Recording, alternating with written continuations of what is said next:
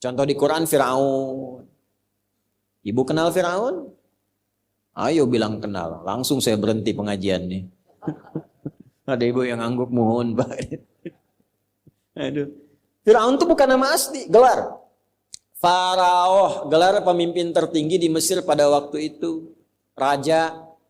Maksudnya apa? Kalau diberi kedudukan tinggi, hati-hati akan ada potensi-potensi penyimpangan.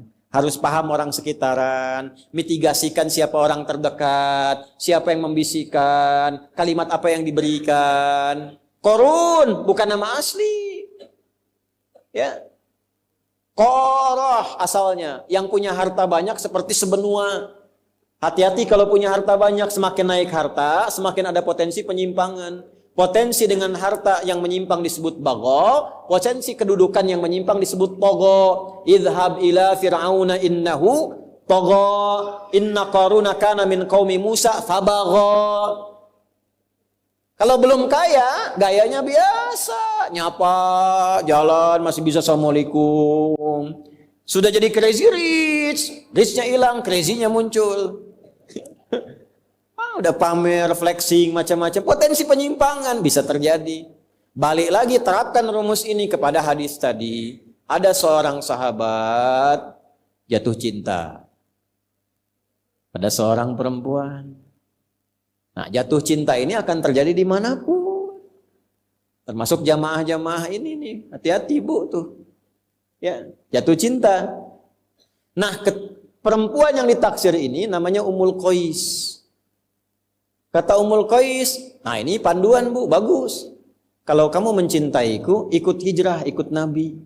Ah, mahal itu bu. Ini standar. Kalau ibu bapak cari menantu, standar yang pertama, ini jarang dibahas di hadis ini. Cari yang pertama itu ukurannya, standar imannya yang dekat dengan Allah dan Rasulnya. Fadfar bidatid dini taribat yadah. Kalau pilihan pertama ini lekat pada imannya, akhlaknya, kemuliaannya, pasti rumah tangganya bahagia dan beruntung. Kenapa? Karena asbabnya umumnya orang cari dua hal. Maaf, kalau bukan materi harta, kedudukan latar belakang, atau tambahan dari fisikal, itu wajar. Pilih gantengnya, gitu kan? Tegapnya, cakepnya, dompetnya, nah itu biasa. Yang perempuan cantiknya, anggunnya. Cuma kalau berumah tangga ukurannya semua material, fisikal, nggak akan langgeng. Cantik memudar, begitu cantiknya pudar, nah, pindah ke yang lain. Materi bisa berkurang, begitu berkurang, cari yang lain. Alih-alih sayang pada suami, perhatian pada suami orang. Alih-alih cinta pada istri, mulai beralih pada cinta pada istri orang lain. Maka apa yang menjaga itu? Agama. Nah ini Ummul Qais ini ngasih syarat, saya mau hijrah, kalau cinta ikut hijrah. Boleh bapak terapkan. Anak bapak perempuan yang naksir 3 orang datang ke rumah, tanya, nama siapa adik? Ya, saya Torik pak. Coba baca surat At-Torik. Baca.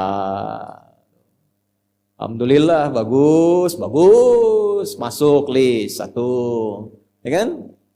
Adik siapa? Mulai gemeteran, gitu kan?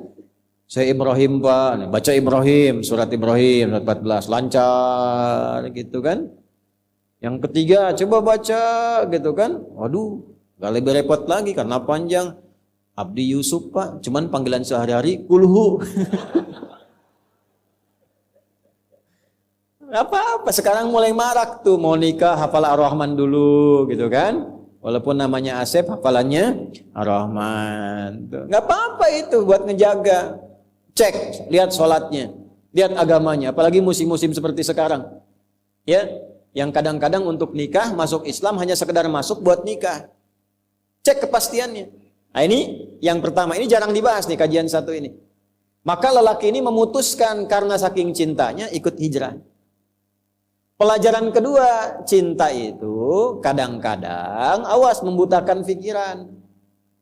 Maka ditimbang. Jangan sampai nekat karena cinta orang tua dilanggar. Hati-hati itu. Diukur dulu, ini ukuran ikutnya benar enggak? Hijrahnya dengan siapa? Dengan Nabi Muhammad sallallahu alaihi wasallam. Oh, pasti benar, pasti baik, pasti bagus. Ya kan? Tapi tiba-tiba anak ibu perempuan ikut laki-laki, nggak jelas ikutnya kemana, tinggalkan orang tuanya. Kita hijrah, bukan hijrah itu mah diculik. Hati-hati ya, nggak ada kawin lari itu. Capek. Di mana-mana kawin tuh duduk, diam, ya. Penghulu kawin lari, capek. Gimana bisa lari itu sambil nikah sambil lari? Ya.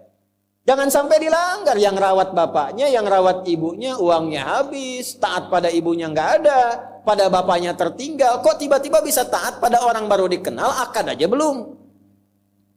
Awas, hati-hati. Dulu. Kalau mau nikah itu, laki-laki datang. Ketemu bapaknya. Setelah ditanya semua macam-macam, nanti diberikan 40 hari waktu. Ini mematangkan diri, yang perempuan diajarkan oleh ibunya. Dalam masa menunggu itu si perempuan dikasih daun pacar. Kalau sekarang hina itu. Nah, proses menunggu itu disebut pacaran namanya. Ya. Proses menunggu disebut pacaran karena si perempuan dikasih daun pacar menunggu 40 hari sampai matang, diajarin sama ibunya. Ya, kayak pami jadi istri kieu, ini teh masak tes pada kieu, suami teh kieu. Dari awal diajarin, yang laki-laki mematangkan diri. Dari mencari nafkah, diajarkan jadi suami yang baik, ngaji yang benar. Begitu nikah, dari dulu coba lihat orang tua dulu. Kalau nikah teh awet. Karena dipakai. Sekarang konsepnya berubah. Yang disebut pacaran teh naik beca berdua. Seakan-akan beca milik berdua, tukang beca nggak ada, lewat sampai maung di situ hilang satu tuh.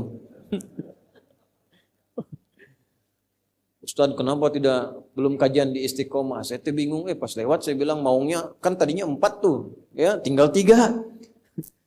Lewat lagi tinggal 2, ini kemana itu maung T2 di situ tuh? Alhamdulillah sekarang jadi 4 lagi tuh, udah balik. Nah itu. Nah, sekarang kita kembali.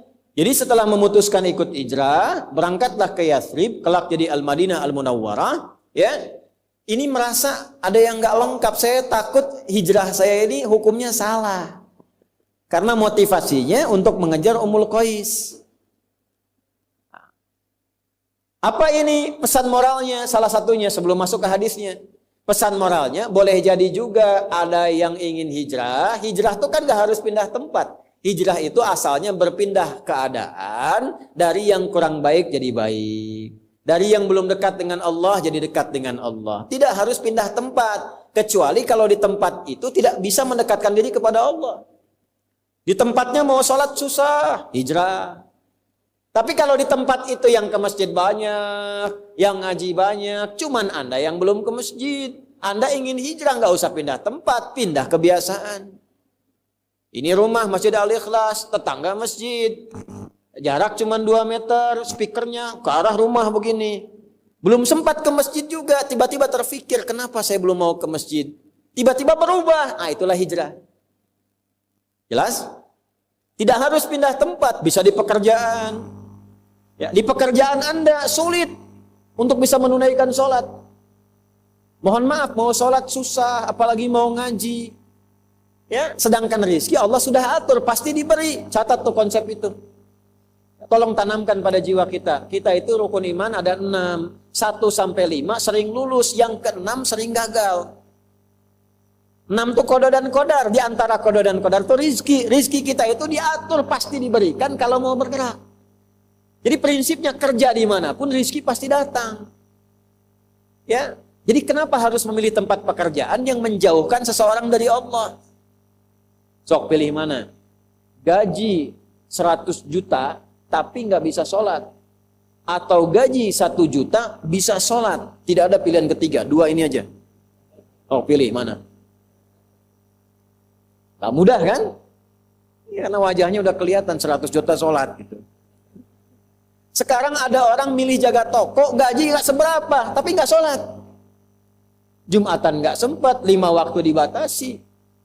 Dan dia yakin yang ngasih rezeki Allah, tapi ninggalkan Allah. Ini nggak bisa jadi calon menantu, Bu. Allah aja dia tinggalin, apalagi anak ibu. Bikin status tuh. Jadi kalau ada anak menantu datang ke rumah calon, ditanya nggak sholat, tanya balik. Kamu Allah aja kamu tinggalin, apalagi anak saya. Itu. Ya? Nah ini, orang ini merasa bersalah. Saya takutnya hijrahnya nggak tulus mengikuti Nabi, tapi karena ngejar Ummul Qais.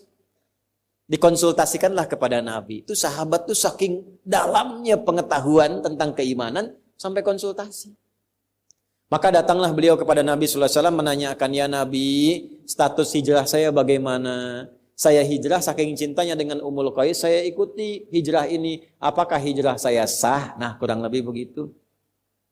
Sama dengan motif yang kesini, judulnya ngaji, padahal ngincer ibunya si Siti itu. Ya, padahal ngincer si Fulana, atau ngincer sarapan gitu kan. Atau ngincer peluang yang lain. Nah itu masih kehitung ngaji, atau setengah pahala, atau pindah tuh. Mesti ada kepastian. Ya kan peluang itu bisa dibaca dimanapun. Apakah semua yang ngaji itu nanti semuanya sama ngaji? Kan kadang-kadang ada yang jualan. Nah hukum orang jualan di tempat orang ngaji, statusnya gimana? Dapat ngajinya enggak pahalanya?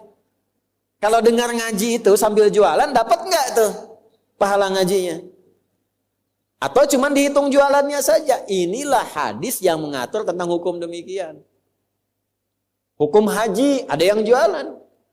Yang jualan depan Masjid Nabawi bagaimana? Ini saya mumpung ingat ya Pak Kasdam, izin ya.